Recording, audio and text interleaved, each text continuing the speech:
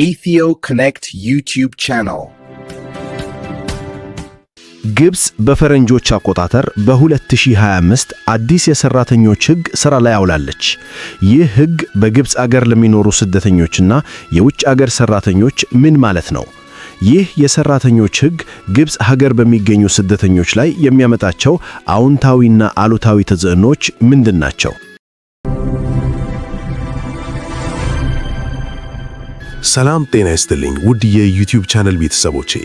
በዚህ ቪዲዮ የምንመለከተው በግብጽ መንግስት የተጸደቀው አዲሱ የሰራተኞች ሕግ ምን እንደሚመስል ይሆናል። ይህ አዲሱ የሰራተኛ ሕግ የሰራተኞችን መብት ለማሻሻል፣ የአሰሪዎችን ግዴታ ግልጽ ለማድረግ እና ከዘመናዊ የሥራ ዘይቤዎች ጋር ለመላመድ የተነደፉ ማሻሻያዎችን ይዟል። የቀድሞ የሰራተኛ ሕግ ቁጥር 12/2003 በግብጽ ውስጥ በሰራተኞች መብትና በአሰሪዎች ኃላፊነት ላይ በማተኮር መሰረታዊ የሥራ ግንኙነት ማዕቀፍ አቋቁሞ ነበር። አዲሱ የሰራተኛ ሕግ እነዚህን ድንጋጌዎች በየለጠ አሻሽሏል። በበፊቱ ሕግ ብዙ ገጽታዎች ጊዜ ያለፈባቸው በመሆናቸው ወቅታዊ የሰራተኛ ገበያ ፍላጎቶችን ለማሟላት አጠቃላይ ክለሳና ማሻሻያ በማድረግ ይህ አዲሱ ሕግ ጸድቋል። ይህንን የተጸደቀውን ሕግ ለመረዳት ትንሽ አስቸጋሪ የሚያደርገው ሕጉ የሚመለከታቸውን ማንኛውም የውጭ ዜጎችን ይሆናል ብሎ ይደነግጋል። በዚህም የተነሳ ስደተኞችንም ያካትታል ወይስ ለሥራ ግብጽ ሀገር መጥተው በሕጋዊ መንገድ የሚኖሩትን የውጭ ዜጎች ብቻ ነው የሚመለከተው የሚለውን ግልጽ አላደረገም።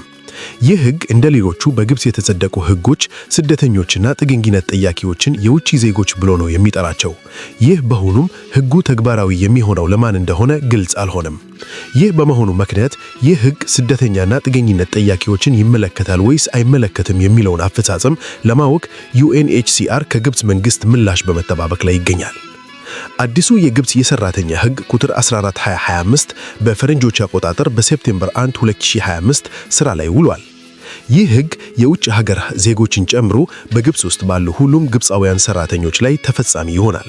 የግብጽ አዲሱ ሰራተኞች ሕግ የግብጽ ዜጎችን ብቻ የሚመለከት አይደለም። በግብጽ ውስጥ የሚሰሩ ወይም መስራት የሚፈልጉ የውጭ ሀገር ዜጎችንና ስደተኞችን ጨምሮ ሁሉንም ሰራተኞች ያጠቃልላል። ይህ ማለት ማንም ሰው ያለ ሕጋዊ ፈቃድ መስራት አይችልም ማለት ነው። የውጭ ሀገር ዜጎች ስደተኞችን ጨምሮ በግብጽ ሥራ ከመጀመራቸው በፊት ሕጋዊ የሥራ ፈቃድና ለሥራ የሚያገለግል የመኖሪያ ቪዛ ሊኖራቸው ይገባል።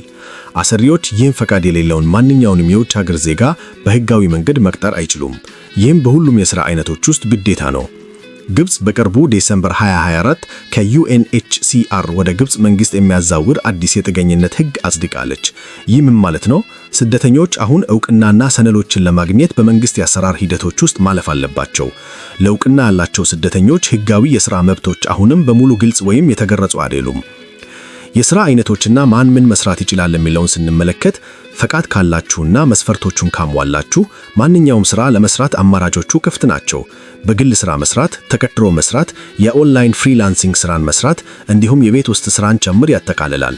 ይህ ማለት የውጭ ሀገር ቤት ሠራተኞች እንደ ሕፃናት ተንከባካቢዎች፣ ቤት አጽጂዎች፣ ሹፌሮችን በሕግ ውስጥ ተካትተዋል እና በተገቢው ፈቃድ ሕጋዊ መሆን አለባቸው። የውጭ ሀገር ዜጎች በአጠቃላይ መስራት የማይችሉባቸውና የተከለከሉ ሥራ ዘርፎች አሉ።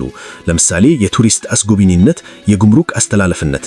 በሚገባም ለተወሰኑ ዜጎች ልዩ ሁኔታዎች ሊኖሩ ይችላሉ። ይህ ሕግ በስደተኞች ላይ ያለው አዎንታዊ ተጽዕኖ የቤት ውስጥ ሥራ አሁን ዕውቅና ያገኘና በመንግሥት ቁጥጥር የሚደረግበት ሥራ ዘርፍ ነው። ብዙ ስደተኞች በተለይም ሱዳናውያን፣ ኢትዮጵያውያንና ኤርትራውያን የሕፃናት ተንከባካቢነት፣ በአስተማሚነት፣ በቤት ውስጥ ጽዳት ሠራተኝነት፣ በሹፌርነትና ምግብ አብሳይነት ሥራዎች ላይ ተሰማርተው ይገኛሉ። በአዲሱ ማዕቀፍ ስር የቤት ውስጥ ሥራ አሁን በሠራተኛ መዋቅር ውስጥ በይፋ ቁጥጥር ይደረግበታል።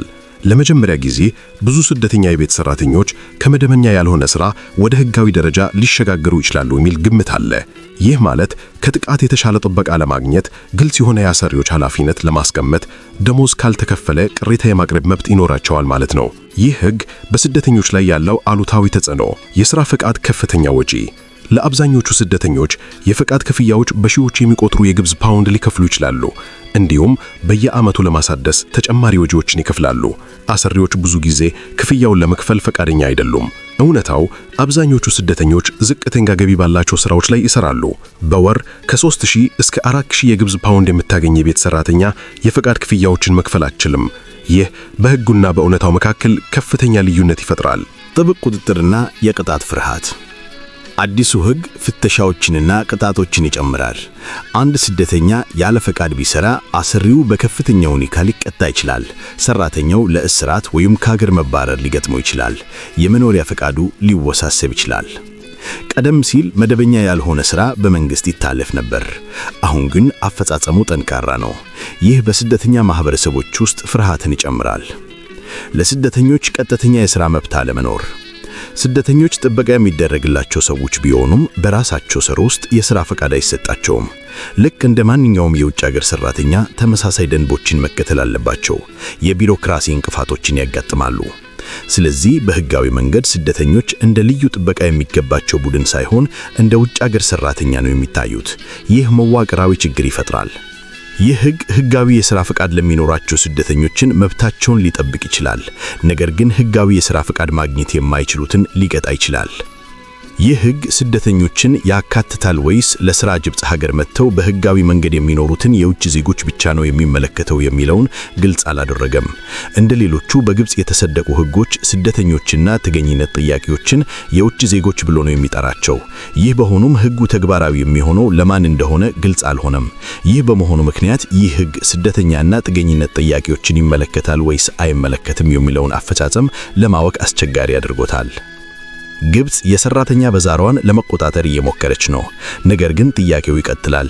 ይህ ሕግ ስደተኞችን ይጠብቃል ወይስ ወደ ባሰ መደበኛ ያልሆነ ወይም ሕገ ወጥ ሁኔታ ውስጥ ይገፋቸዋል? ይህ ቪዲዮ ለአጠቃላይ መረጃና ለትምህርት ዓላማ ብቻ የተዘጋጀ ነው። ጥያቄ ወይም አስተያየት ካላችሁ እባክዎን በኮሜንት ይጻፉ። በቀጣይ ቪዲዮ እንዳቀርብላችሁ የምትፈልጉት መረጃ ካለ ኮሜንት ላይ ጻፉልኝ። ታማኝነት ያለው መረጃ እንዲደርሳችሁ እባክዎን ላይክ፣ ሰብስክራይብ ያድርጉ እና ለሌሎች ያጋሩት። ስለተመለከታችሁ እናመሰግናለን።